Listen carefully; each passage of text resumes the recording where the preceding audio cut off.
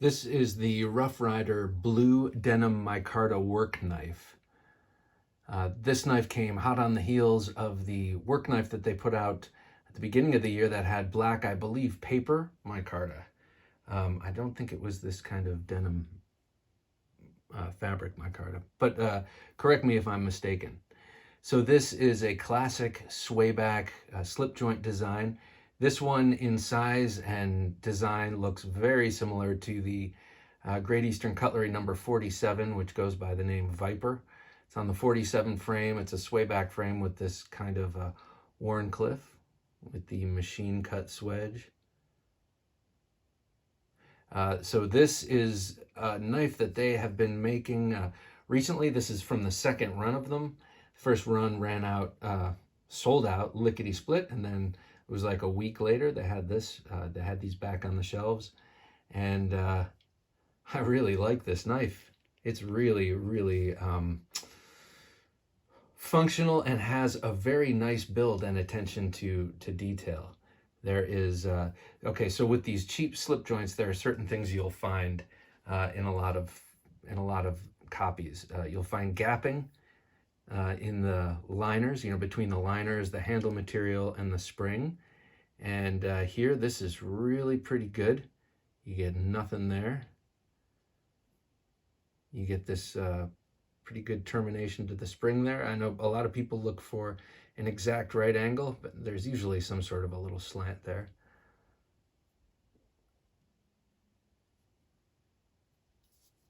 And you have a very sharp blade of 440A steel. 440A, works pretty well. What can I say? Sharpens up. It gets very sharp. It gets very sharp very quickly and easily. You'll use it for a day's worth of work, and then you'll want to strop it. But it's just fine, realistically speaking. You got your lanyard hole, which I love on slip joints, and a really excellent walk and talk. You've got a flat flush spring on the half stop, like a lot of don't want to make you seasick there, like a lot of slip joints that cost a lot more than this. That's a little attention to detail that a lot of slip joint people like and appreciate. And really, really positive retention in the locked out position. Of course, it's a slip joint, so it's not gonna, you can close it pretty easily, but it's got that half stop. So in case you are working and it starts to close, boom, it'll stop there, and then you can continue. It's got these cool fluted bolsters. That's nickel silver, like you'll see on a case or other fine knife. And this micarta is interesting. It reminds me a bit of G10, but it's a layered like canvas or some sort of, it looks like finer weave than canvas, a little stouter weave than linen, but whatever. It's a nice micarta, cool, nice color. And I realize I say cool a lot. Sorry, people. I know that's annoying. And something I've always liked about the Swayback is that in this reverse grip for, if you're doing this kind of motion or whatever, it just fits the hand so nicely in this kind of peeling kind of hold or pull cut hold. And this is not a small knife, I have to say. It's larger than I expected. It's a 3-inch blade. Here, let me show it to you. Here it is against a standard case trapper, which is a pretty decently sized knife. I thought this was going to be a little more in the realm of this, the case Swayback jack.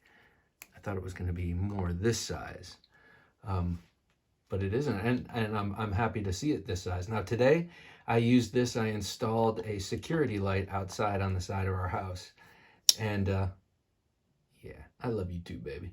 And I used this to open up all the packaging, and did a great job, as you would expect. I mean, if it didn't, you'd be like, what is this? I thought it was a knife. But you know how it is. Certain knives you may have are great in the hand, great in the pocket. You love to look at them, love to flip them open, but sometimes maybe they don't perform optimally for whatever the task is you pull them out for. Well, this one performed optimally at clamshell cases and zip ties, and I sharpened my pencil on it. That, by the way, I never mentioned that, but pencil sharpening is a huge test for me. I don't really test knives much, but when I get a knife, if it's good at sharpening pencils, then I know I can understand it. I know where the what the grind is like. This is a Great Eastern cutlery. It's called an improved trapper because you have the main blade, which is this muskrat clip, but then you have instead of a spay blade, you have this nice wharncliffe. Sorry, I keep bumping the thing. So about the same size. Man, I always wanted a GEC number 47 Viper, and they are very hard to come by. And when they first, when they were out and about, they were hard to come by, and now they're nearly impossible.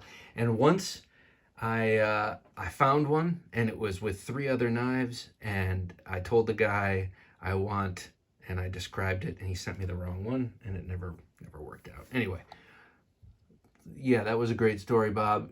Be sure to tell me that one again sometime.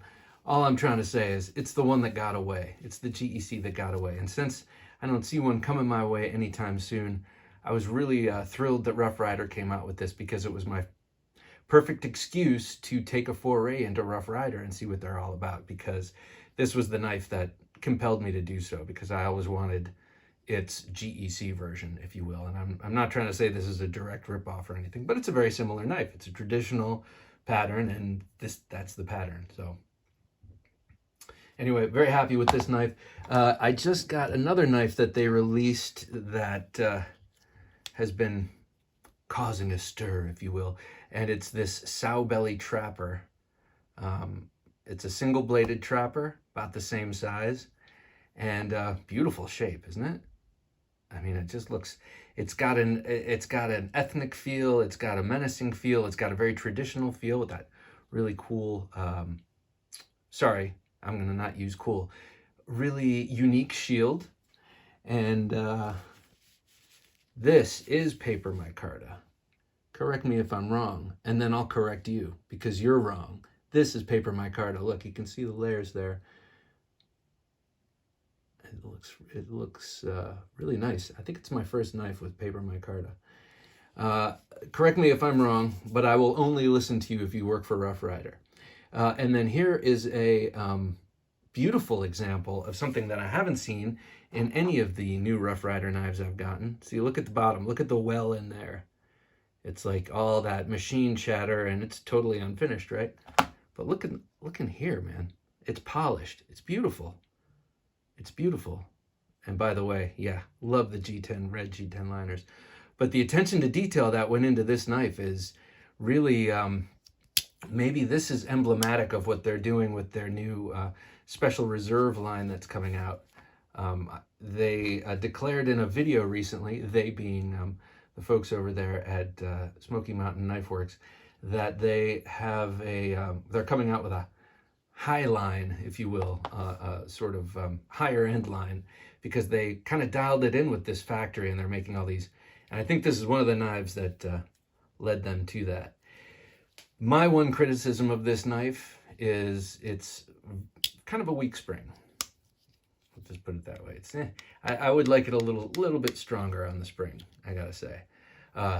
It's kind of a fat blade, definitely a fat blade for a, I guess this isn't a review about this knife. We'll get back to this knife in another, but rest assured, it's extremely sharp and it's a great knife. So yes, the video is about this, and I think I will close it out in saying, keep your eye out for these. I know they're coming and going pretty quickly, but I think they're onto something and they know it. And I think there will be more coming out in this blue denim, and hopefully they'll be coming out with more in the black micarta like they had before. I'm really happy they've been making these. I'm really happy with Rough Ryder knives in general. They have not replaced my love for case knives or Great Eastern cutlery knives. Indeed, they have They have added dimension to that because there are certain patterns I can get through these guys that I can't get through the others. And sometimes that's all you need is the fix. You're curious. I want to get that in hand, see what it's like. And Rough Ryder is great for that, but also, man, their knives are just excellent. So if all you have is 12 bucks for a traditional or a slip joint, you buy a Rough Ryder. From what I've seen thus far, you're in fine shape.